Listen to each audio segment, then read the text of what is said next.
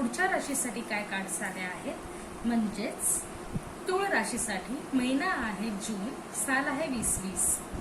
जर आपण डाव्या बाजूला बघत असू तर हे कार्ड्स आहेत भूतकाळाचे कार्ड्स, ज्याच्यामध्ये तुम्ही तुमच्या भूतकाळामध्ये काय सिच्युएशन्स येऊ शकले होते, काय परिस्थितीतून तुम्ही गेला असाल, तुमची काय एनर्जी आली असेल, अशी ओव्हरऑल हे 4 कार्ड्स आहेत। हे जे उजव्या बाजूला 4 कार्ड्स आहेत ते तुमची वर्तमान काळातली एनर्जी किंवा काय परिस्थितीतून तुम्हाला जावं लागेल त्याचे कार्ड्स आहेत। आणि हे जे 4 कार्ड्स तुम्ही खाली बघत आहात ते तुमची भविष्य काळातली सिच्युएशन्स, परिस्थिती, तुम्ही कसं त्याच्यामध्ये वावराल ते कार्ड्स आहेत। आपण बघूया की तुमची भूतकाळात काय एनर्जी होती। द हेरोफंट आणि 8 ऑफ कप्स हे कार्ड्स तुम्हाला पहिले 2 आले आहेत। होऊ शकतं की तुम्ही काहीतरी भूतकाळामध्ये कुठलं तरी भक्कम मोठं काम पार पाडलं आहे किंवा अशी कुठली तरी परिस्थिती तुमच्या आयुष्यात आली असू शकते।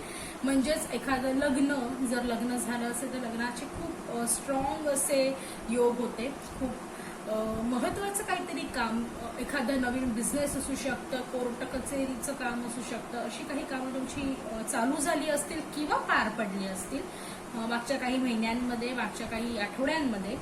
8 ऑफ कप्स हे जेव्हा कार्ड येतं तेव्हा कशी सिच्युएशन असते ना की आपल्याला माहिती असतं की आपण काहीतरी कुठली तरी परिस्थिती आहे ज्याच्यासाठी किंवा ज्याच्यावरती आपण काहीच करू शकत नाही, किती काही प्रयत्न झाले तरी सुद्धा आपण सगळे प्रयत्नानंतर पण एक असा वेळ येतो जेव्हा विचार करतो की त्याच्याकडे पाठ करून पुढे निघून गेलेलंच बरं, अशी काही तुमची एनर्जी मागच्या काही महिन्यांमध्ये राहिली आहे। तुळ राशीवाल्यांसाठी डेथ आणि 10 ऑफ कप्स हे दोन्ही कार्ड्स रिव्हर्स मध्ये आले आहेत। असं असू शकतं की तुम्ही खूप इच्छा केली होती की आयुष्यामध्ये आता काहीतरी बदल नवीन घडावेत, काहीतरी जुनं संपून नवीन सुरुवात व्हायची तुम्हाला खूप आणि खूप गरज होती आणि तुम्ही अशा विचारात होतात, पण कुठे ना कुठे तुम्ही आयुष्यात थोडेसे 2 महिन्यांमध्ये अडकला होता। आपण म्हणू शकतो कुठेतरी तुम्हाला त्रास होत होता आणि तुम्ही त्या गोष्टीतून पूर्णपणे बाहेर नाही निघू शकलात, नवीन सुरुवात गोष्टींना नाही झाली आहे म्हणून तुम्हाला कुठेतरी अडकल्यासारखंही वाटत असू शकतं। 10 ऑफ कप्स जेव्हा रिव्हर्स मध्ये येतं तेव्हा त्याचा अर्थ असतो की तुमच्या ऍक्च्युअली 10 ऑफ कप्स हे जे कार्ड आहे ते खूप चांगलं कार्ड आहे आणि आपण आपल्या फॅमिली सोबत खूप छान कार्ड आहे, पण ते जेव्हा रिव्हर्स मध्ये येतो तेव्हा एवढं काही त्याचा वाईट अर्थ किंवा प्रभाव पडत नाही, कारण ते कार्डच खूप सुंदर आहे।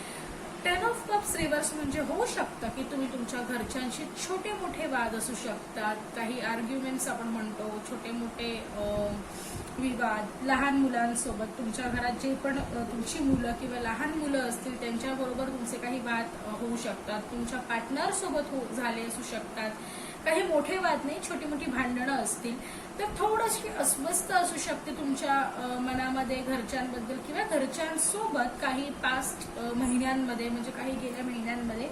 आपण बघूयात की त्याच्यामुळे किंवा त्याच्या व्यतिरिक्त तुमच्या आयुष्यात आता वर्तमान काळामध्ये काय एनर्जीज किंवा काय तुम्हाला कुठल्या परिस्थितीमध्ये कसं जावं लागणार आहे। 4 ऑफ स्वॉर्ड्स हे तुम्हाला कार्ड अपराईट आलं आहे। जसं मी म्हटलं की थोडीशी असं आपण पूर्णपणे बदलू शकत नाही, आपल्या मनामध्ये काही विचार चालले असतात, त्यामुळे आपण कम्प्लिटली किंवा पूर्णतः त्याच्यातून बाहेर येऊन नवीन सुरुवात असं काही घडत नाही, आपल्याकडे अजून पण त्याचा हँग ओव्हर थोडा असतो।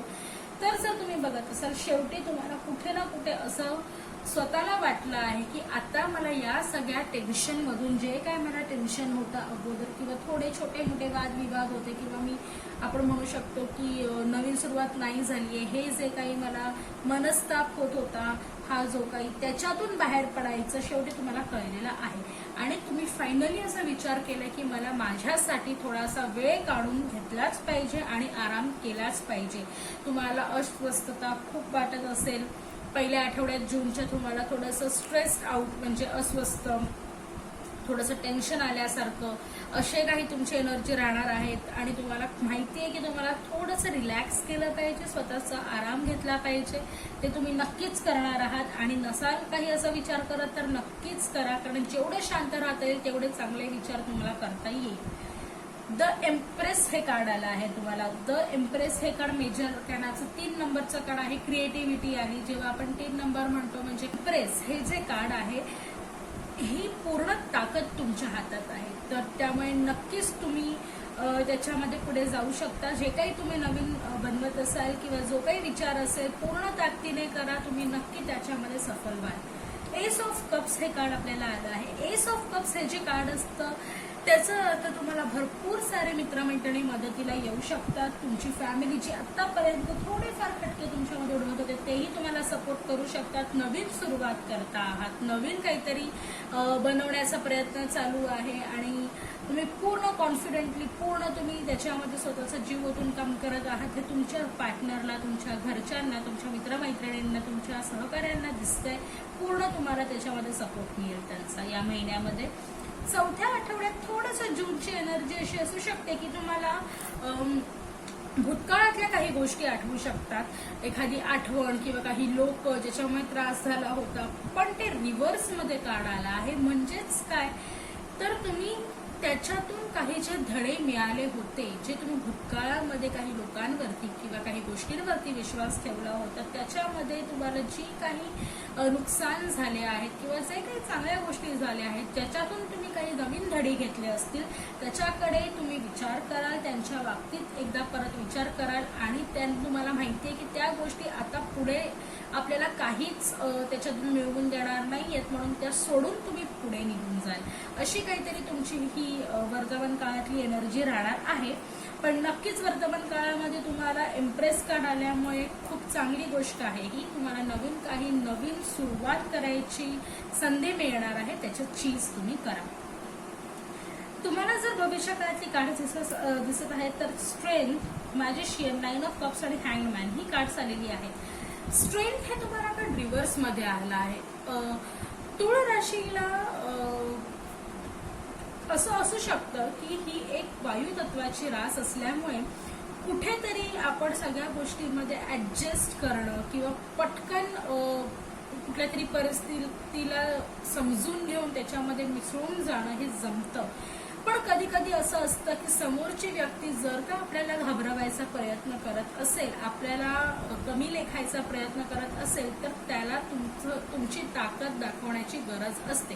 ताकद म्हणजे मी मारामारी किंवा फिजिकल ताकद म्हणत नाहीये.